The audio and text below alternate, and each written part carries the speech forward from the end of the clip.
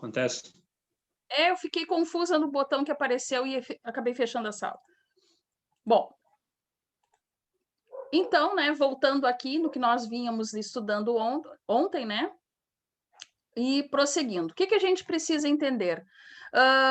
Como que os gases, né, se comportam efetivamente dentro da nossa linha? Isso a gente já fez esse apanhado, né? E como que a gente pode, então, compreender a pressão? Bom, ontem, né, falávamos que a pressão é necessária, afinal de contas, a gente tenta fazer um projeto de uma linha, né, de uma tubulação pressurizada, baseado nos princípios aí das leis dos gases. Mas como que se comporta a pressão? O que a gente precisa levar em conta para que a gente tenha aí a obtenção de pressão? Seja na nossa linha aqui ou em outro, né, em outros aspectos aí de estudo na física. O que é preciso para que haja pressão?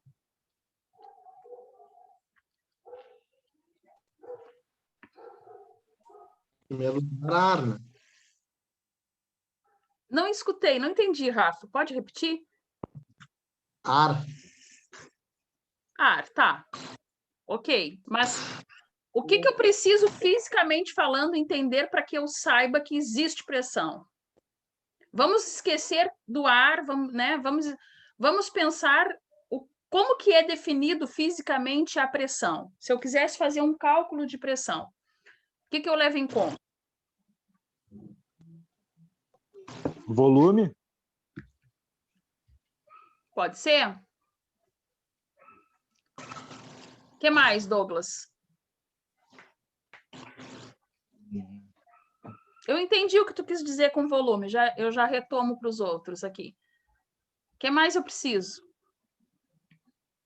Se é um fluido ou pressão, ela tem movimentação, então ela deve ter velocidade. Não tem? Eu posso dizer que, vamos ver se tu concorda e os outros colegas também. Eu posso dizer que para que eu obtenha um cálculo, né, matemático de pressão, eu preciso de uma força aplicada e uma área? Sim.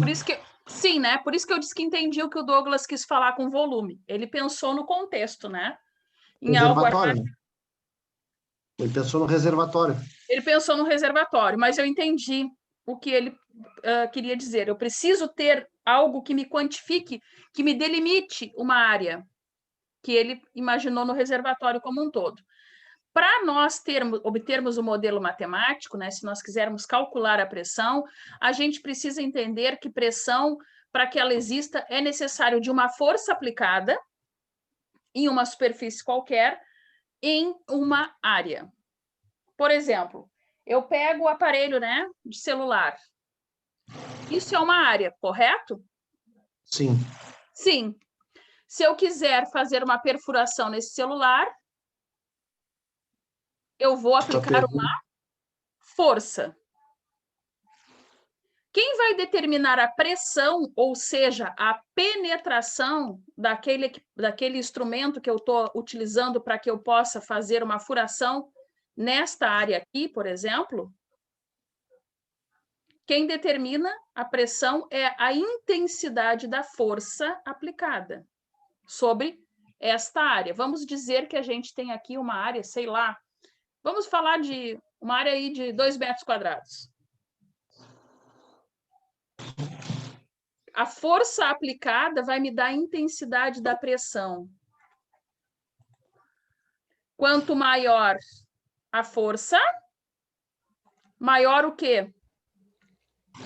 Maior intensidade. Maior a pressão. Por que maior a pressão? Porque a área não muda. Como é que eu comprovo isso, gente? Como é que eu comprovo que pressão... O mesmo exemplo da mangueira do jardim, né? Tá comprimindo alguma coisa e tá dando mais pressão, né? Estou dando mais pressão, diminuindo. Lá nós falávamos de pressão e vazão, né? Aqui, ó, por exemplo, quando eu digo que esta área do aparelho telefônico tem 2 metros quadrados, se eu aplicar uma força de 4 quilonewtons, quanto é a minha pressão? levando em conta que pressão é igual a força por área. A minha pressão é 2, né? Sim ou não? Não vão na calculadora, hein? É 2. Eu senti que tu ia na calculadora. Ah, que coisa. Gente, a minha pressão é 2. Por quê? Porque eu dividi aquela intensidade de força que eu disse que é 4 quilonewtons, né? Por 2, que era a minha área. Bom, e se eu diminuir a força? Vamos levar em conta que um de vocês que tem uma intensidade de força maior que a minha, vocês aplicaram 4 quilonewtons, mas aí foi a Viviane e aplicou 2 quilonewtons de força. Quanto dá a minha pressão? 1. 1. Por quê? Porque divide 2 por 1, né? Divide 2 por 2. A 2 por minha 2 é que dá 1, área né? de cobertura, a minha área, que é a barreira, não mudou. Com isso, gente, a gente fundamenta um outro conceito, que a pressão ela é diretamente proporcional à força aplicada, enquanto ela é inversamente proporcional a quem? A área. A área. Levando em conta que a área de uma superfície não muda, o que muda é a intensidade da força. No caso deste exemplo que eu dei, né? Quero fazer uma perfuração aqui, por exemplo. Nós temos este fundamento físico, né? Bem aplicado. Então, com isso... A mesma força numa área maior, menos pressão. Perfeito. Isso dá a inversa, o processo inverso, né? Que a gente fala, inversamente proporcional, que é o que eu vou mostrar aqui para vocês na equação matemática. Estão vendo aqui? A equação matemática nos diz que a pressão, né, é igual a força sobre a área.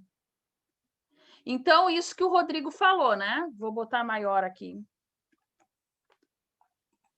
Isso que o Rodrigo nos disse. Se eu tivesse uma área maior, desculpem, com a mesma força, com os mesmos 4, se aqui fosse 8, por exemplo, aqui embaixo.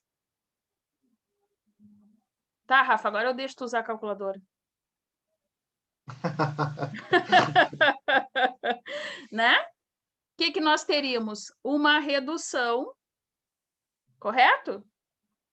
Da pressão. E assim vice-versa, né? Gente, qual é a unidade de pressão? Newton? Não. Aqui nós também vamos falar uma coisa, só para frisar para vocês e deixar esclarecido. Qual é a grandeza derivada? Newton por metro quadrado. Por quê?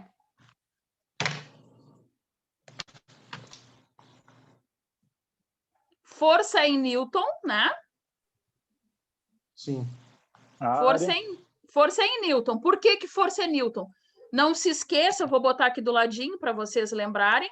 Força é igual a massa vezes o G. Quem é a massa? A massa é aquilo que a gente mede lá na balança. 70 quilos, 65 quilos, mais ou menos, né? Vamos dizer aí, uma massa de 60 quilos. O G é os 10. Isso nos dá em newtons, uma força em newtons. Bom, qual é a unidade de área? Metros. Metros quadrados, concordam? Sim. Sim, porque uma área, por exemplo, do meu aparelho aqui, a área do meu aparelho, vamos supor, eu disse que era 4, né? Que era 2, né? 2. Por quê? Porque eu estou dizendo que este lado do retângulo maior aqui é 2 e este é 1. Lado, né, quando se trata, lado vezes lado, vai dar os 2. Beleza? Querem que anote aqui a da área também? Não é necessário, né? Até porque pode ser que a gente tenha um recipiente de outro formato que não seja, né? Que vocês têm que calcular em outros. Mas, enfim, nós temos que calcular a área em metros quadrados. Gente, isso chama-se grandeza derivada. Por que grandeza derivada?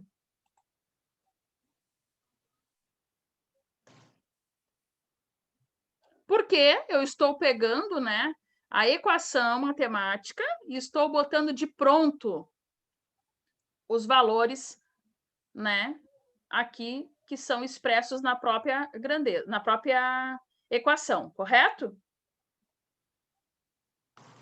Estou dividindo força por área, se uma está em newtons e outra está em área, vai ter que dar uma pressão em newton por metro quadrado. O que significa esse SI aqui do ladinho Pascal?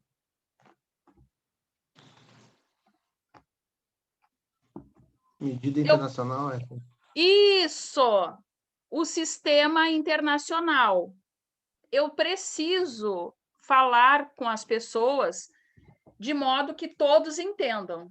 Eu tenho que falar para o Rafael de pressão, ele tem que ler o documento e entender que é pressão. O Rodrigo também e o Douglas também. Cada um está num país. Lembram quando a gente fez desenho? Já era assim. Lembra que a gente tinha algumas coisas que nós tomávamos ali como sendo algo universal. A mesma coisa aqui, pressão. Então, no sistema internacional, é em Pascal. Sempre que tiver, sei lá, 500 quilopascal, eu estou falando de quem?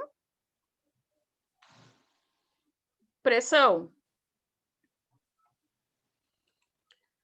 Por que isso, gente? Aqui no outro slide, ó, vou ampliar aqui para vocês enxergarem bem. Eu coloquei para vocês 1 newton por metro quadrado é igual a 1 pascal, ou 1 PA, que nem eu coloquei aqui no outro slide.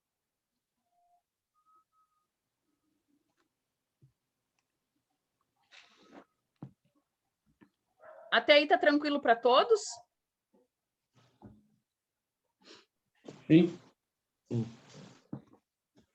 Bom, até o presente momento, né, tá tranquilo e a gente conseguiu ver matematicamente que tá tudo correto, segundo o que a gente vem estudando aqui, beleza?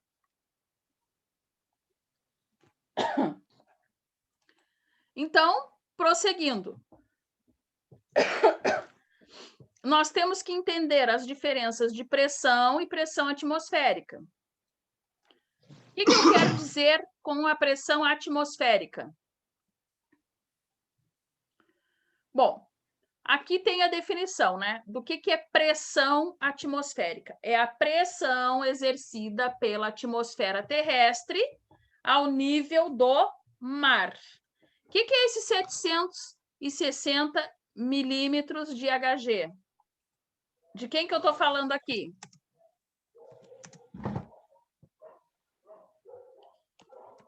Isso é uma coluna de mercúrio. Correto? Quem lembra lá da física? Eu não lembro. Gente, lá nos nossos estudos, né? Se nós formos pegar a tabela periódica, Hg é o elemento químico mercúrio. Ok? 700 mm, né? Milímetros de Hg é uma coluna de mercúrio. Estou falando a verdade para vocês? Não sei. Vocês querem que sim, né? Espero que sim. Espera que sim. Gente, lá quando a gente mede febre em casa, com aqueles termômetros antigos, não estou falando dos digitais, como é que vocês observam no termômetro? Tem mercúrio ali. Tem mercúrio. Então, aqueles termômetros antigos, né? Claro, eu não tenho um aqui em mãos, mas eles são tipo uma caneta, né?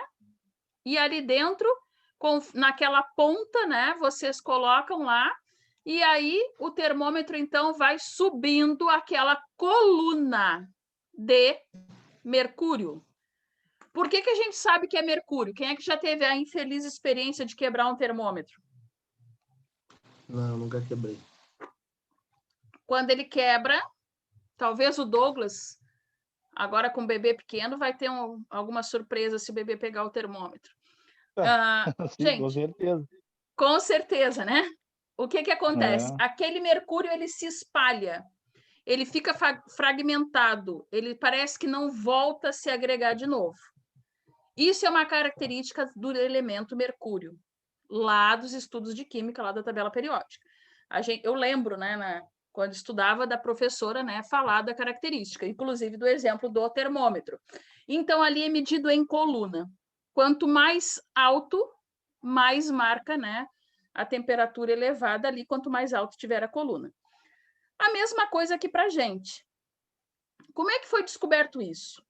Foi feito, né, um experimento onde se colocou ali um bastão, né, com mercúrio dentro e notou-se, né, que a pressão aumentava, né, ou diminuía conforme a relação ao nível do mar. Como é que a gente pode comprovar isso, tá, de maneira mais prática, sem entrar em equacionamentos, né, sem entrar em cálculo matemático? O que acontece se vocês forem mergulhar, por exemplo? Qual é a sensação? De pressão? De pressão. De pressão de que sentido, Douglas? Parece que estão te esmagando, estão te apertando. Perfeito, perfeito, gente. Esmagando é a sensação. Quando a gente vai voar, ou quando a gente sobe uma montanha, qual é a sensação que a gente tem? A pressão no ouvido. Pressão no ouvido, ar rarefeito, dificuldades, né? Fica-se ofegante, não é? Sim. Aviões, né? Eles têm aquele processo de oxigênio, né? Algumas pessoas, elas ficam completamente com um certo... Não chega a ser... Não é um devaneio, mas ficam um tanto desorientadas, né? Em função do desequilíbrio de pressão. Por que isso, gente? Porque nós estamos acostumados, né? Numa pressão mediana, né? Uma pressão ali que começa ao nível do mar. Nós aqui, rio-grandinos, que vivemos, né, muito próximos ao nível do mar, quando a gente sobe a serra, a gente tem essa sensação que o Douglas comentou. Correto? Quem já viveu isso? Direto. Direto. A pressão. Quem costuma ir, não precisa ir muito longe, né? Basta ir para a região ali metropolitana, de Porto Alegre, passando, quem vai muito a Santa Catarina, enfim, tu já começa a sentir aquela sensação, né, de que a pressão está mudando. Gente, um exemplo disso, de quão importante, né, é o cálculo dessas coisas, né, dessa variação de pressão e o quão ela interfere, é que, inclusive, a gente tem acidentes às vezes, né? Não sei se vocês lembram uma vez, não faz muitos anos, de um grupo de pessoas, né? Não me lembro bem o que eles eram, se eram marinheiros apenas, que ficaram com problema no submarino. Estão lembrados? Sim. O que aconteceu com eles? Foram resgatados? Direto para a câmera hiperbárica, né? Não, aqueles, não sei se está falando do mesmo exemplo que eu. Eles não foram resgatados. Ah, tu diz do pessoal, acho que a Argentina, né? Argentinos, né?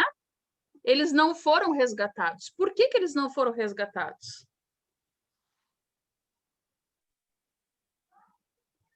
É porque faltou ar. Não só porque faltou ar, gente. A profundidade que eles atingiram, não havia na época um equipamento para puxar. Eles não tinham. Explode? Hã? Ele explode? É como se fosse pressionado demais, esmagado, né, pela pressão. Então, assim, ó, não existia resgate para chegar àquela profundidade. o resgate seria esmagado pela pressão, e eles, por que muitos, uma vez aqui mesmo, né, que eu citei esse exemplo, tá, mas por que não abriram, né? Porque não, eles sabiam que não fazia sentido. Então era mais fácil, né, sobreviver o limite que estivesse ali dentro, do que porque seria exatamente instantaneamente, né, esmagados pela pressão. Então, mostrando, né, que essa questão da pressão, né, ela está intimamente equilibrada, né? A gente tem que ter uma área que ela comporte a intensidade da força. Lembram que a gente acabou de formular ali, fizemos até uma conta rápida, né? Nesse exemplo que eu dei, o corpo humano, né?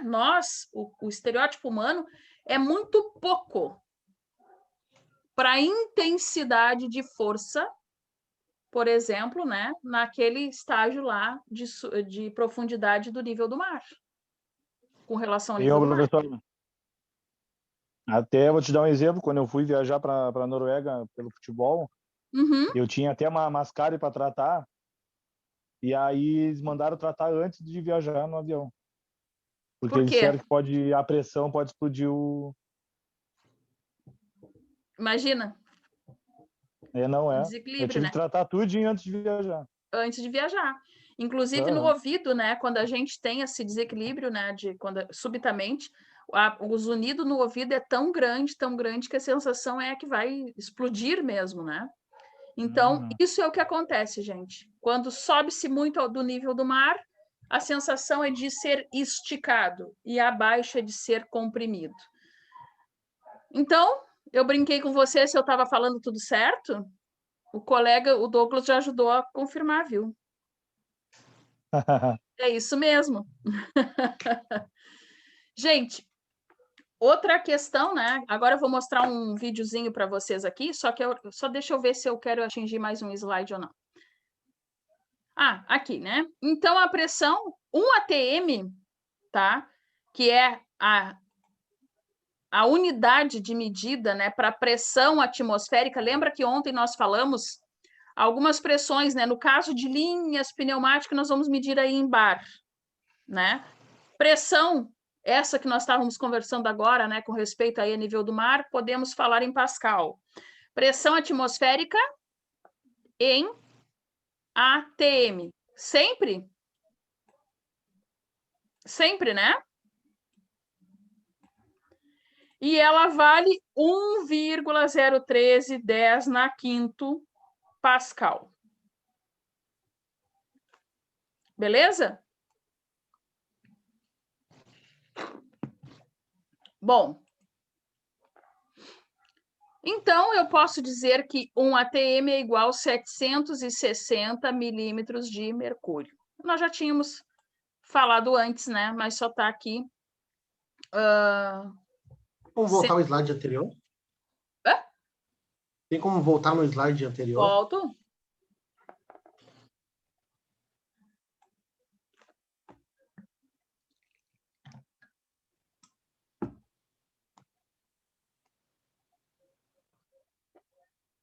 Ok, então. Ok? O Rodrigo, tá ok para ti, Rodrigo? Tá ok. Tá? Pode só. Bom, gente, eu coloquei aqui em amarelo, levando em conta a gravidade, G igual a 9,8 metros por segundo. Isso é, né, essa gravidade aqui que nos faz chegar na equacionamento aí de 760 milímetros de mercúrio. Beleza?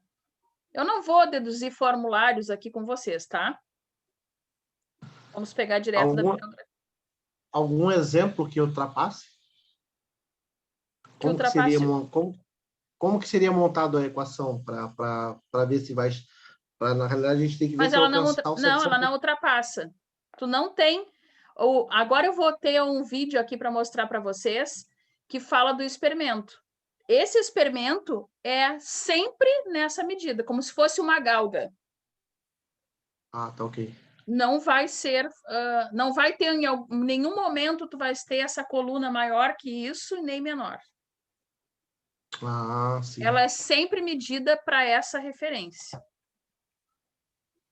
E isso se comprova também se a gente for ver no próprio termômetro. da nossa casa. Alguém consegue medir aí, sei lá, 45 graus de febre? Eu nunca vi. Nunca ninguém viu.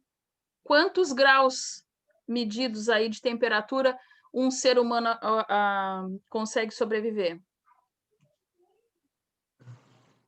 Acho que no máximo 39,5, 40, né? 39,5, 40, gente. Nós, crianças, conseguem ir tranquila 40 ainda sem problemas. Nós, adultos, 39,5, 40. A partir disso, estamos convulsionando. E se ousar a passar disso, a gente está, infelizmente... Já era. Lá do outro lado. Então, isso é uma comprovação. Se nós formos olhar o nosso termômetro, ele nem tem outra escala. É comprovado. A nossa medida, né, vai variar em torno disso aí, nunca para mais nem para menos, beleza?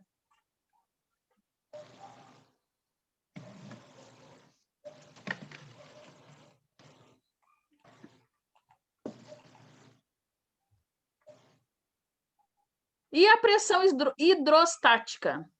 O que seria? Falamos agora de pressão atmosférica, só retomando. Pressão atmosférica, tudo aquilo que envolve nós ou o nosso objeto, né, algum corpo com relação ao nível do mar. A pressão hidrostática, tá? É a pressão que os fluidos exercem sobre outros. Pressão exercida aí por uma coluna de líquido. Então, nesta pressão, para o cálculo dela, não é mais direto, que nem nós fazíamos antes, né? Pressão igual a força por área. Não, aqui nós temos que levar em conta quem? A densidade.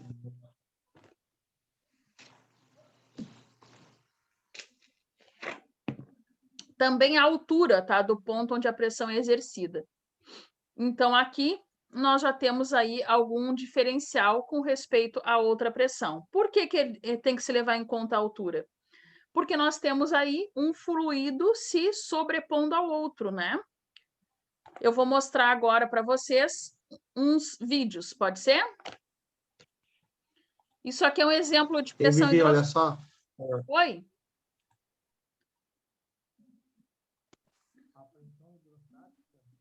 Vi um teste já de que eles colocaram uma mangueira na saída do tanque, uma mangueira com tipo uma mangueira de nível, na realidade era uma mangueira de nível, tá?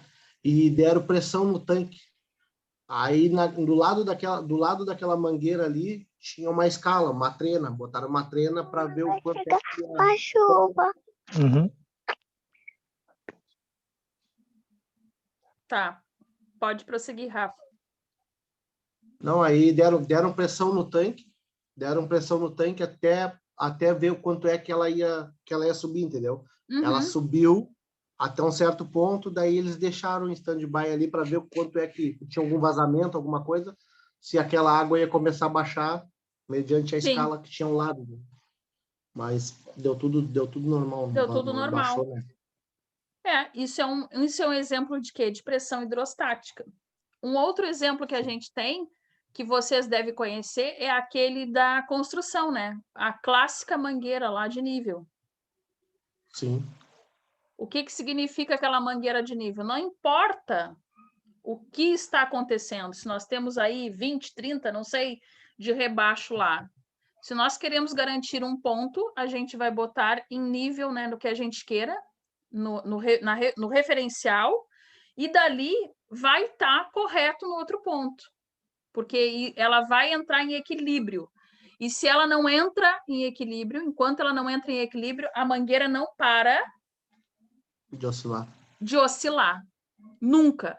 Então, isso responde também àquela tua pergunta, Rafa, da coluna de HG. Se não entrar em equilíbrio, fica numa inconstância que tu não tem aferição, que tu não tem medida. Então, ela não te dá parâmetro. Beleza? Vou enviar aqui para vocês um vídeo. O primeiro deles. Eu quero enviar 2 vídeos para vocês hoje, tá? Só deixe-me achar aqui.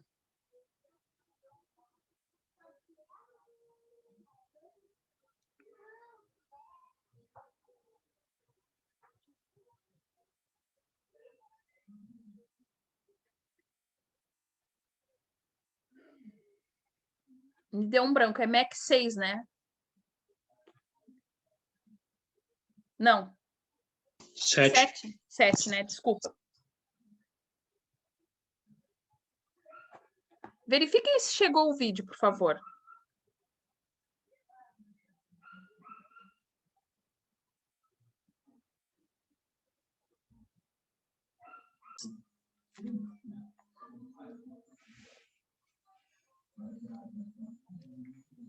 Sim. Sim, para todos? Tá, revisão. Ah, tá. Sim, para mim também. Uhum.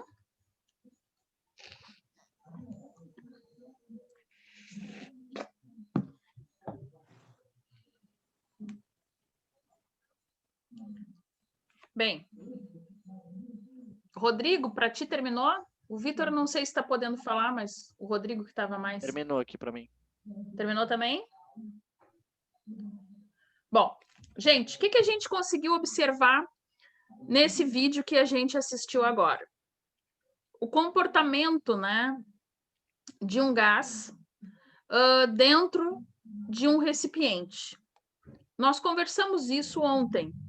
Só que ontem nós falávamos que o gás, no nosso caso, né, de pneumática aqui, nós não precisamos ter inserção de temperatura. Até aí todos vocês concordaram comigo já desde ontem, né?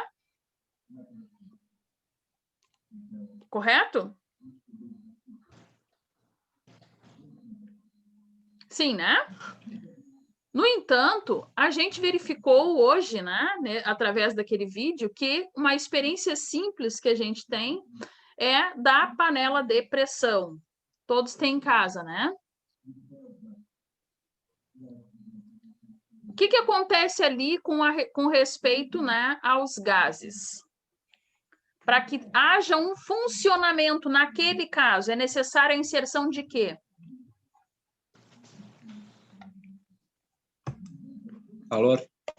Do calor, da temperatura, ou seja, elevação da temperatura para que então a gente consiga obter, né, a pressão dentro, né, da panela. No momento que a temperatura aumenta, o que ocorre com a panela?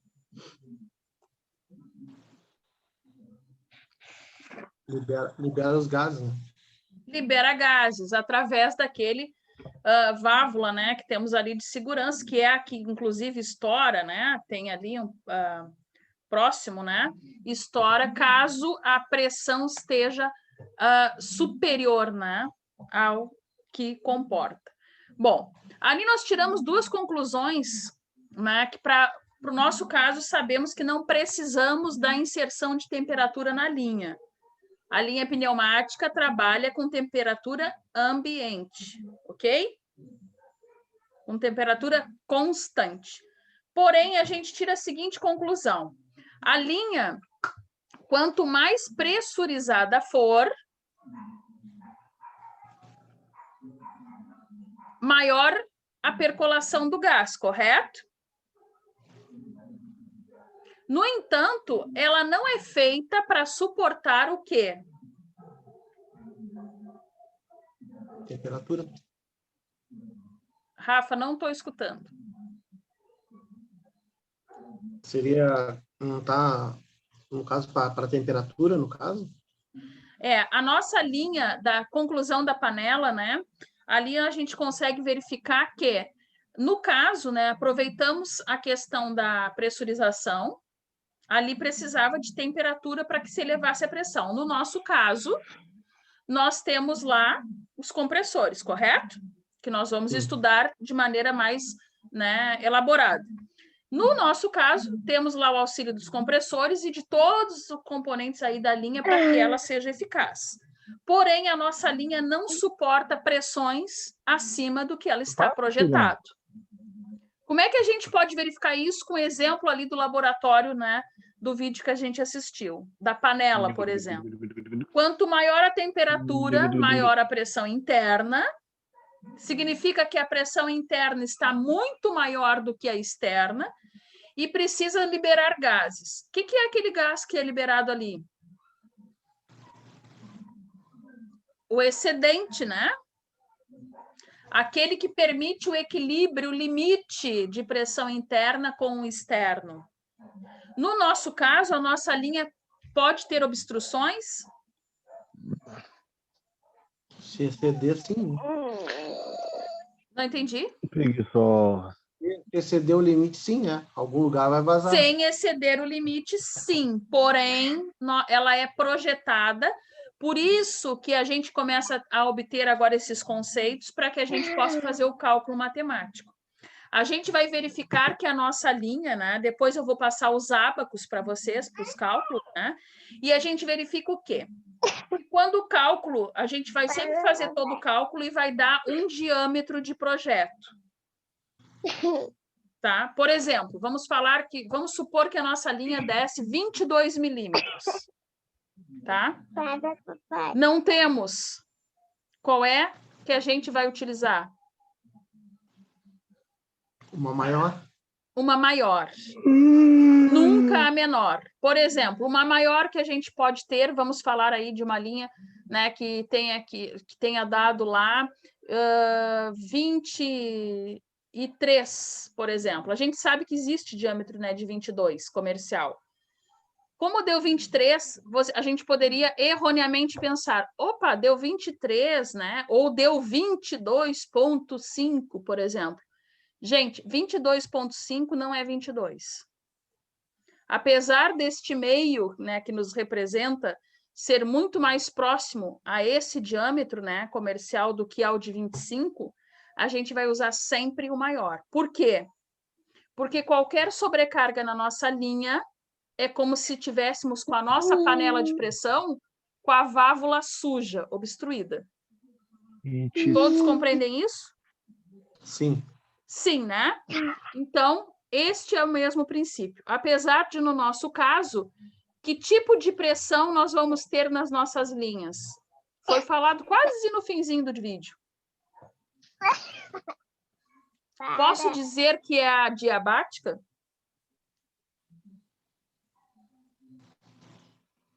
Por quê? A pressão adiabática, né? Que foi nos mostrado ali, é aquela que não tem trocas de calor. Ou seja, nós estamos pressupondo temperatura constante. Então, existe 3 formulações físicas, tá? Que nós podemos aí levar em conta para esses cálculos que nós vamos fazer e nós vamos estudar melhor na próxima aula. Parei. Oi? Para aí. Ah, tá, é com o bebê. Desculpa.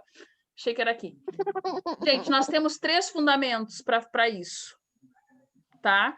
Que é as leis, né? Quando a gente isola a pressão, quando a pressão é constante, quando a temperatura é constante, quando o volume, desculpa, é constante. No nosso caso, nós vamos trabalhar aí com temperaturas constantes. Para cada caso, a gente viu uma pincelada ali no vídeo, né? De como fundamentar, mas na próxima aula nós vamos retomar de novo isso, porque a gente tem que ver bem como que funciona, a gente tem esses 3 enunciados aí para esses casos. Eu gostaria de encaminhar para vocês outro vídeo. Pode ser? Pode, né? Deixa só eu me achar aqui.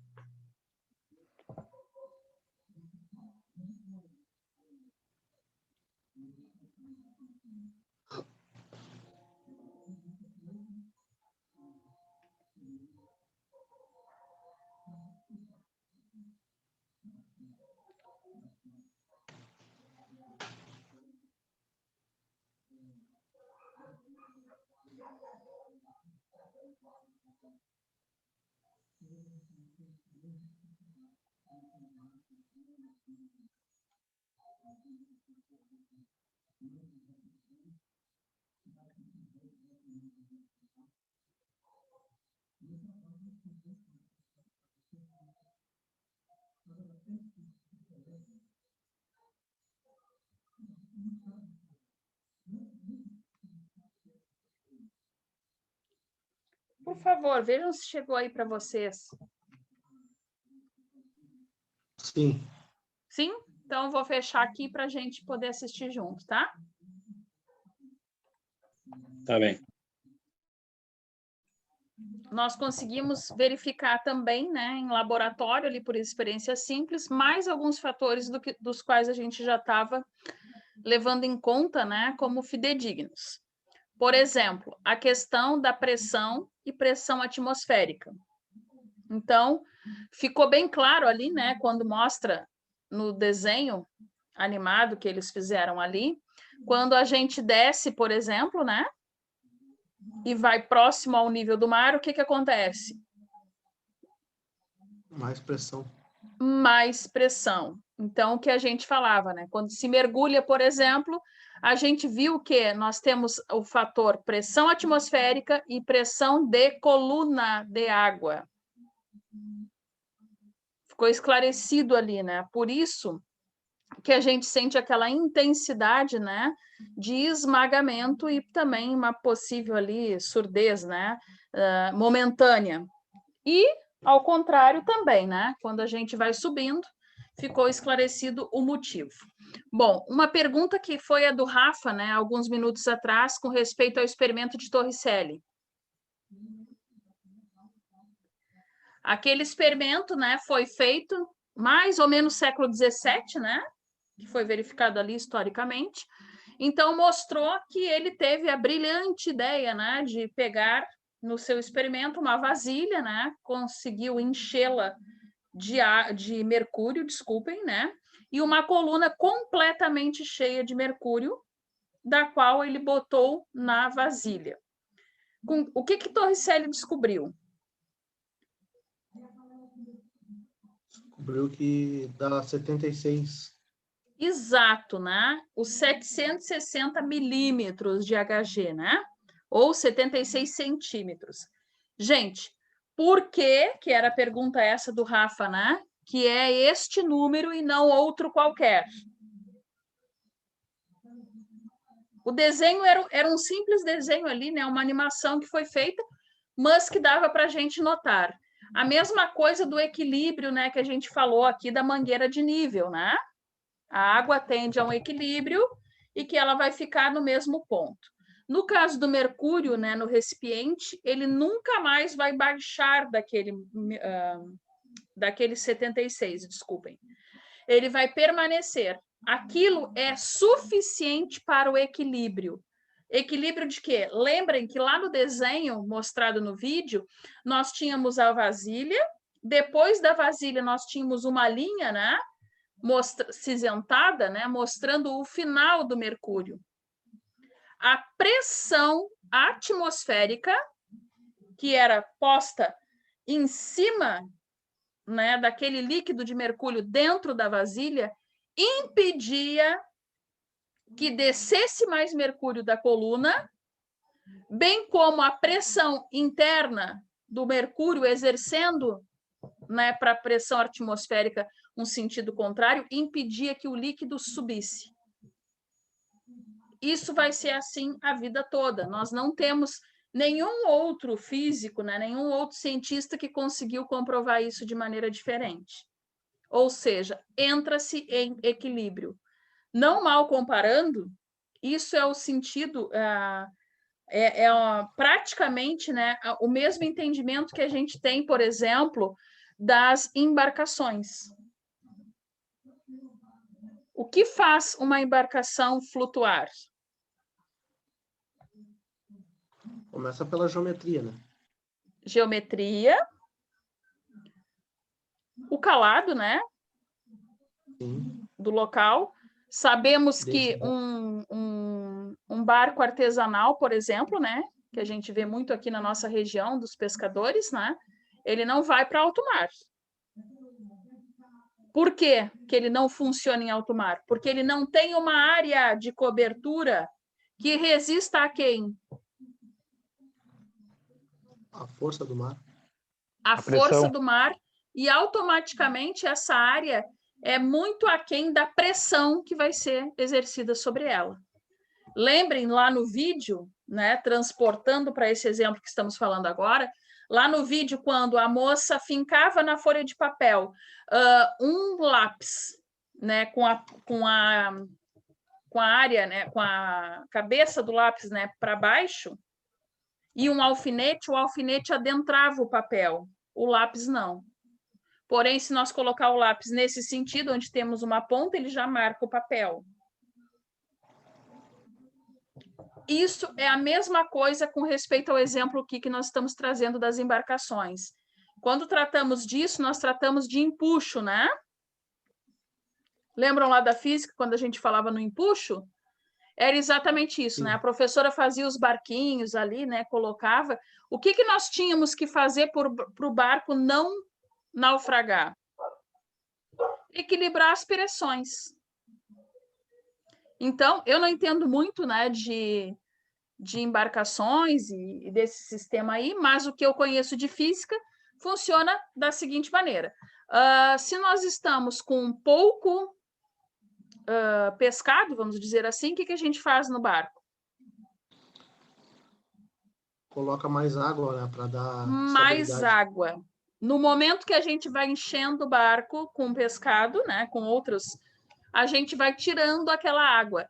Isso nos proporciona o equilíbrio. Este equilíbrio permite que o barco flutue, que tenha uma marcação... É lastro, né? Lastro, exato. Eu não, como eu falei, eu não entendo muito, mas eu já escutei esse termo. Mas fisicamente falando é isso. Ou seja, o equilíbrio, né, das tensões vai nos proporcionar. Outra coisa, né, que já que estamos falando, vamos comentar aqui. O que acontece nesses diques, né, nesses estaleiros?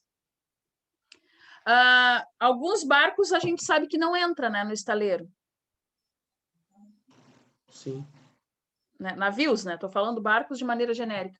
Por quê, gente? Devido ao calado, né? Perfeito, devido ao calado. A gente sabe que alguns não têm calado para comportar, né, aquele tipo de embarcação. Então, isso é física pura, né? É exatamente o que a gente está estudando aqui de pressão. Mas, tudo isso que a gente comentou, vocês vejam que nós vimos diversos exemplos. Desde aquele mais rudimentar da bexiga de aniversário que falamos ontem, da bola, né, de basquete, de futebol, sei lá, né? Da panela de pressão, falei dos edifícios, né? Agora já estamos falando de embarcações. Gente, vocês notem que nada mudou o conceito físico. Qual é o conceito físico elementar? Que não mudou. Que a pressão é diretamente proporcional à força aplicada e inversamente proporcional à área. Este é o conceito elementar.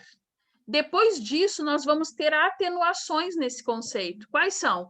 Aquelas que nós vimos, por exemplo, se nós quisermos determinar pressão atmosférica, se nós queremos determinar a pressão exercida, né, num mergulhador, por exemplo, né, enquanto ele está lá a tantos quilômetros, né, tantos metros aí abaixo do nível do mar, ou então a pressão, né, num viajante que tripulou, né, está lá num avião, por exemplo. Então, isso a gente tem algumas atenuações, mas todas conhecidas porque elas vêm deduzidas sempre do conceito físico elementar. Inclusive a questão do empuxo, né? O empuxo também, se nós fôssemos fazer aqui cálculos, né, para ver o quanto que o navio tem de chance, né, de flutuar aí, de navegar, digamos, em um determinado local, o equacionamento é o mesmo. Até aí, beleza para todos? Isso aí acontece muito, todos os navios que entram aqui é feito draft, né? Draft inicial e draft de saída, né? Para te ver o quanto é que tu vai poder carregar esse navio, tá? Sim. Devido ao calado, né? Tens um calado aqui tá, um calado X, tá? Aí ele vai chegar e vai fazer o draft inicial, da onde tu vai ver peso da embarcação, peso da água potável, peso de lastro, peso de óleo, e aí tu vai saber o quanto aquela embarcação pode carregar.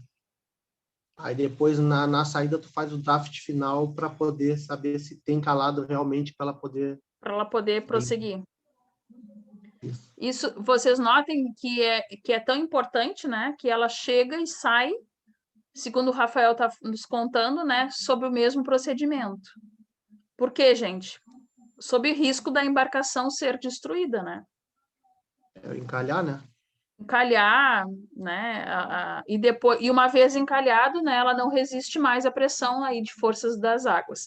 Então, claro, existem outros, né, fatores a ser levado em conta, rota, enfim, que eu também não é o meu norte, né, para divagar aqui sobre isso. Mas, fisicamente falando, né, a necessidade desse cálculo, a mesma coisa com respeito aos aviões, né? Concordam? Sim. Sim, né? No entanto, que quando tu vai viajar, se tu levar bagagem acima do permitido, né, do estipulado, o que acontece? Paga o excesso. Tu paga o excesso. Por quê? Porque eles têm que garantir a segurança do usuário. Às vezes a pessoa chega e a bagagem chega antes, depois, né?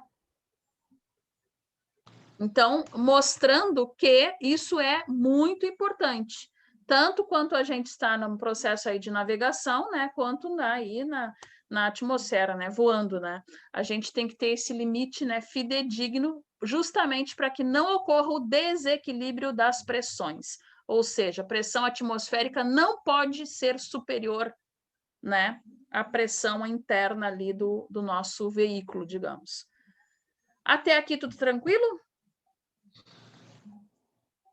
Tranquilo. Entendido? É legal, né, essa disciplina. O que estão achando? Eu gosto de tudo, vocês viram, né? Tudo que eu trabalho com vocês é bem legal, bem legal mesmo. Bem legal, né? Bastante coisa do nosso Bem cotidiano legal. que a gente às vezes nem para muito para levar em conta. Podemos prosseguir amanhã? Sim. Com certeza. Com certeza, são 15 para as 9, né? Eu já vejo que vocês acabam ficando um pouco cansados também. Então, amanhã a gente prossegue, né? Damos continuidade. Eu quero ver se faço uns exercícios com vocês amanhã. Tá bem. Aí vai ficar, tranquilo? Aí vai ficar bom. Tranquilo. Aí vai ficar super legal. Então, boa noite a todos. Ok, boa noite. Boa noite. Tchau, tchau. Boa noite aí, gurizada. Falou.